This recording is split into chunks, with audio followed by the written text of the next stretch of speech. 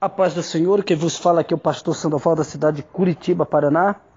Eu venho trazer uma mensagem para o teu coração nesta manhã. Jonas, obedecer ou desobedecer? Obedecer ou desobedecer? A luta, a batalha, a guerra passa em nossas vidas. Porque nós, muitas vezes, fugimos da obediência ao Senhor. Jonas capítulo 1. Quem não conhece Jonas? Né? Quem não conhece a história de Jonas? As crianças se empolgam ao ouvir a história deste profeta. Sua história dá um roteiro para um bom filme. Talvez por isso a nossa fascinação pela história de Jonas. Sua história reflete o conflito de um homem, reflete o nosso conflito dos dias atuais, reflete a nossa guerra interior, obedecer ou não obedecer à voz de Deus. Eis o conflito de Jonas. É também o nosso conflito. A primeira palavra dirigida a Jonas por Deus é de despertamento. Lá no capítulo 1, versículo 2, Deus diz: dispõe-te e vai à grande cidade de Nínive. Deus queria que Jonas cumprisse uma grande missão. Deus queria que Jonas fizesse um grande trabalho. Deus queria que Jonas fosse um emissário de uma mensagem de libertação, de uma mensagem de salvação. Mas Jonas faz o contrário. Jonas resolve sair fugitivo na presença de Deus. Muitas vezes nós somos chamados como homem de Deus, como mulher de Deus, para ir ao campo missionário, mas a preferência de Jonas é continuar na sua tranquilidade, no seu marasmo. Sua desobediência leva-o para o outro lado, distanciando da sua missão. Nós vemos um Jonas que ele procura seguir o próprio eu, seguir o próprio egoísmo da própria carne, seguir o próprio destino, a própria vontade. Contudo, sua desobediência é monitorada. A palavra que lhe foi dada o persegue. É uma palavra que nos lembra do dever da obediência. Uma palavra que nos desperta da nossa indiferença, que nos desperta da nossa maldade. O que é que nos pode colocar de pé? O que é que nos pode fazer em nossa vida uma inspiração? O que é que pode fazer com que a nossa vida vala a pena a ser vivida? Por que não ficamos deitados? Em que nós trabalhamos? Para que nós trabalhamos? Para que nos levantamos a cada manhã? Será que não era preferível ficar na cama? Essas indagações podem refletir o nosso espírito em alguns momentos das nossas vidas. É mais um conflito da experiência cristã. Certamente você já vivenciou este conflito em sua vida. Obedecer ou não obedecer? Meu amado, este conflito nos traz, com a experiência do profeta Jonas, algumas lições para a nossa vida cotidiana na sociedade pós-moderna que estamos vivendo. Nínive era uma cidade grande, era uma cidade na época de 120 mil habitantes. Era uma cidade que tinha muita gente, que tinha muitos povos. E Deus convida o profeta a fazer missão. A primeira lição que podemos tirar da vida de Jonas, obedecer ou não obedecer, é uma questão de escolha que nós temos. A ordem do Senhor foi específica para Jonas. Era clara. A ordem do Senhor era objetiva. Ir à cidade de Nínive e clamar contra ela. A razão era o pecado da própria cidade que irritava profundamente o coração do Senhor. Os textos nos informam que o profeta escolhe o caminho oposto. Ele descobre o navio que rumava para Tarse e foi-se para lá. Sua escolha foi uma escolha de desobediência. Sua escolha foi o distanciamento do Senhor. Sua escolha foi a mesma dos nossos primeiros pais. Quando o Senhor lhe manda ir a Nínive, inimigo político de Israel, Jonas cerra seus ouvidos e faz o caminho contrário. Porque nós vemos, meus amados, que Jonas, ele lembrou dos seus parentes mortos, dos seus tios, dos seus avós, dos seus pais, dos seus amigos, dos seus primos. E passou na memória de Jonas toda a atrocidade que os ninivitas haviam feito contra ele. Porque depois Jonas, ele se justifica dizendo: eu bem sei que o Senhor é um Deus misericordioso. Jonas é o modelo do homem deitado, adormecido, do homem que não quer se levantar e não quer cumprir missão alguma. É do homem que está acomodado simplesmente nos púlpitos da igreja, simplesmente pregadores para crente, e se esquece da grande comissão de Jesus, que é restaurar os perdidos, que é resgatar aqueles que jazem no vale da sombra da morte. A desobediência de Jonas não é só uma questão de geografia, é para um outro lugar, é para uma outra fronteira. Sua desobediência é uma fuga da presença de Deus. Ele foge da presença de Deus, tal qual Adão e Eva fugiu lá no Gênesis. Este gesto do profeta não ficaria sem consequência. A fuga da presença de Deus provoca sérias e danosas consequências. Quantas vezes nós também queremos fugir da presença de Deus? Abandonamos a casa do Senhor, abandonamos a casa de oração, ficamos em nossa casa, nos rebelamos, começamos a falar mal da igreja, falar mal do pastor, falar mal do irmão, da irmã do ciclo de oração, daquele irmãozinho, daquela irmãzinha, porque nós queremos fazer a nossa vontade. Quando mentimos a nós mesmos, quando fugimos das nossas responsabilidades como cristão, quando omitimos aquilo que é essencial, ocorrem consequências terríveis, não somente para a igreja, mas também para o local onde ela está inserida. Isso é uma lição importante para nós, meu amado. Sua escolha tem que ser influenciado positivamente o ambiente onde você está vivendo. Você tem trazido tempestade ou bonança para a vida das pessoas? O que é que você tem trazido? Você tem sido um agente de esperança, um agente de alegria, um agente de fé? O que é que você tem sido para a vida das pessoas? 2. Obedecer ou não obedecer é uma questão de compromisso. O primeiro movimento de Jonas nos mostra que não obedece.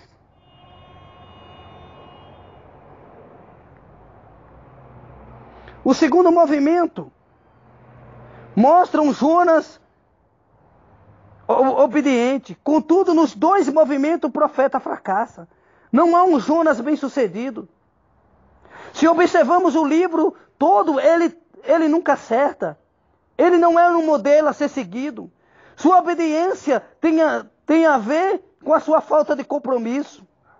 Alguém mediu sua falta de compromisso observando as descidas do profeta. Primeiro ele desce até Jope.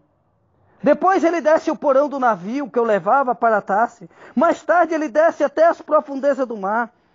E por fim, ele vai parar no ventre de uma baleia. Agora imagine, irmão. Imagine um Jonas desobediente. Imagine um Jonas fora da direção de Deus. Desceu até onde tinha que descer. Como falamos atualmente, ele chegou no fundo do poço. Não tinha mais para onde ele descer. E nós, em nossos conflitos cristãos, em nossas guerras cristãs dos dias atuais, o que nós temos feito? Entre obedecer e não obedecer, por vezes escolhemos a desobediência. Esta escolha reflete a falta de compromisso com a palavra de Deus e com o Deus da palavra. Queremos fugir da presença de Deus, porque andar em sua presença requer um compromisso contínuo com os valores do reino de Deus. Nas Escrituras, encontramos exemplo positivo dos jovens judeus levados cativo para a Babilônia. O dilema entre obedecer e não obedecer foi colocado diante deles. A postura dele poderia ter custado suas vidas, mas Cedraque, Mesaque e Abednego e também o próprio profeta Daniel mantiveram seus compromissos com o Senhor Deus e foram fiéis no propósito de obedecer o Senhor e a sua palavra. Em nossos conflitos interiores, precisamos estar conscientes de que como igreja somos chamados à obediência. Eis o nosso compromisso. Quando perdemos a consciência desse compromisso, nossa escolha passa a ser a não obediência tal qual Jonas. A nossa falta de compromisso acaba por afetar os tripulantes do navio. De novo, na sua desobediência, que revela a sua falta de compromisso, Jonas se torna um arquetipo daquele que se torna responsável pelo que acontece com ele e que acontece com os outros. No dia em que tomamos essa decisão, uma calma misteriosa se fará em nós. O nosso exemplo maior de compromisso com a obediência ao Senhor, Jesus. Ele foi obediente até a morte e morte de cruz. Por isso mesmo, a orientação apostólica era para que desenvolvamos em nós o mesmo sentimento, a mesma postura de Cristo. Como igreja, precisamos ter a mesma postura do Senhor. Somos chamados para uma grande obediência. Somos chamados para uma grande comissão de pregar o Evangelho a toda criatura. Quem crê e for batizado será salvo. Em que áreas de sua vida lhe tem apresentado desafios que exigem você uma pronta obediência? Você tem revelado compromisso com a obediência ou tem sido semelhante a Jonas, fugindo da presença de Deus? Ou você tem sido semelhante a Jonas, se afastado da graça, se afastado da misericórdia do Senhor? Qual é a tua escolha? Vencer ou vencer? O que você quer? Nós temos um desafio diante do Senhor. Nós temos um desafio diante da sua palavra, diante da sua graça. O Senhor, Ele está escolhendo na nossa geração homens que procurem obedecer a sua palavra. Que se afaste desse evangelho fácil, mas que vá buscar os perdidos, os cativos, que vá buscar os idólatras, que vá buscar aquele que jaz ao vale da sombra da morte. O Senhor, Ele está precisando de homens para pregoar o ano aceitável do Senhor, o ano da justiça de Deus. Procure obedecer diariamente aos preceitos mais simples da palavra de Deus. Faça isso, veja o resultado em sua vida espiritual. Observe como a obediência pode auxiliar nos conflitos interiores e pratique isso todos os dias da sua vida. Não deixe que o inimigo, não deixe que o adversário, que o diabo te afaste da presença de Deus. Deus, Ele está te chamando para uma obediência profética. Ele está te chamando para viver uma vida na graça, uma vida no conhecimento do Senhor. Ele está te chamando para que você entre pelas portas, para que você procure mergulhar no sobrenatural da sua presença e cumpra aquilo que o Senhor te chamou para você cumprir. Em nome de Jesus nesta manhã, irmão. Em nome de Jesus nesta manhã, irmã. Em nome de Jesus, pastor, obreiro, crente. Entra na presença do Altíssimo. Mergulha na sombra do Onipotente. Procura viver na graça e no conhecimento do Senhor. Porque o Senhor, Ele é bom e a sua misericórdia dura para sempre. Não temas e nem te espante, porque o Senhor teu Deus é contigo para te dar vitória. E nós sabemos o que aconteceu com Jonas. Ele vai à cidade de Nínive, ele prega o arrependimento à cidade, ele diz que Deus vai destruir a cidade toda fez um jejum, a cidade toda se voltou para o Senhor. O que Deus quer não é que a gente fique arranjando desculpa e dizendo que não tem jeito, e dizendo que o mundo está perdido mesmo, que o diabo vai matar, que o diabo vai levar essas vidas. Não, Deus nos chamou para resgatar os cativos de Satanás, para saquear o inferno e povoar os céus. Você é alistado para o exército celestial para fazer a diferença. Quero orar agora pela sua vida, pela sua causa. Senhor, meu Deus e meu Pai, nesta hora, Pai, eu venho te clamar. Nesta hora, Pai, eu venho buscar a tua face, Senhor, e agradecer o teu nome. Meu Deus, tem misericórdia, Pai, desta geração. Tem misericórdia deste povo, Pai. Tem misericórdia, Papai querido, agora, Papai querido, deste obreiro, deste homem, desta mulher, Pai. Porque ele é chamado, Pai, a viver uma diferença na tua presença. A entrar, Pai, pelas portas da cidade. A descansar na soberania do teu nome. A mergulhar, Papai querido Deus, nas tuas misericórdias. Para cumprir o teu chamado, para cumprir a tua comissão, para ir adiante, Pai, levar a mensagem do Evangelho que salva, que liberta, que cura, Pai.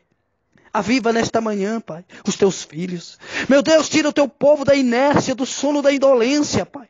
Para que eles venham cumprir a grande comissão do teu ministério de levar o Evangelho a esta nação. Meu Deus, essa nação, Pai, se tornou egoísta, Pai. Mas a igreja do Senhor precisa se posicionar e levar a mensagem de que o Senhor salva, de que o Senhor quer libertar os cativos de Satanás e quer retirar das trevas e transportar para a luz do Filho do seu amor. É necessário, Pai, levantar uma igreja nesta última hora que prega o arrependimento de pecado, que prega arrependei-vos porque vos é chegado o reino de Deus. Aviva, Pai, tua igreja nesta última hora. Aviva os teus filhos. Aviva, Pai, os teus obreiros, Senhor.